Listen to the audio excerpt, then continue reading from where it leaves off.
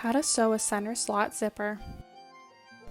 First, stitch up your seam below where the zipper is going to end. I'm putting the zipper here in the skirt demo in the center back.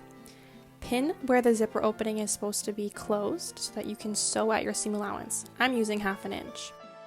People got really upset about me sewing over pins in the last video, so see how I slowly use the hand wheel to go over them? You don't have to go over the pins if you don't want to, but it's a great technique for making sure your fabric doesn't shift. Do what makes you feel safe.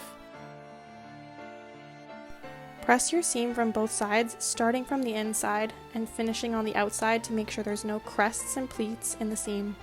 If you're going to overlock, do that step now.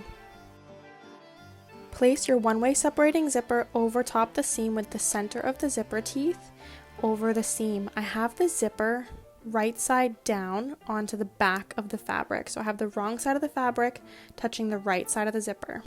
Hand baste your zipper into place to make sure it's not shifting when you sew. Don't skip your hand basting step and don't do huge lazy stitches. This ensures a perfect zipper and makes sure it doesn't move while you're sewing.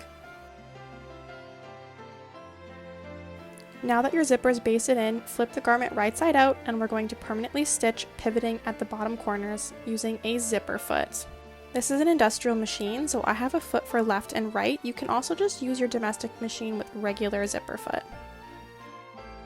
We pivot by putting the needle all the way down in the fabric and then twisting to ensure that we have a clean 90-degree angle.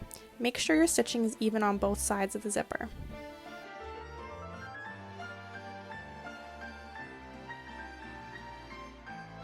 Grab your seam ripper, pull out that hand stitching, and then it's time to open up the seam we just sewed closed over the center of the zipper.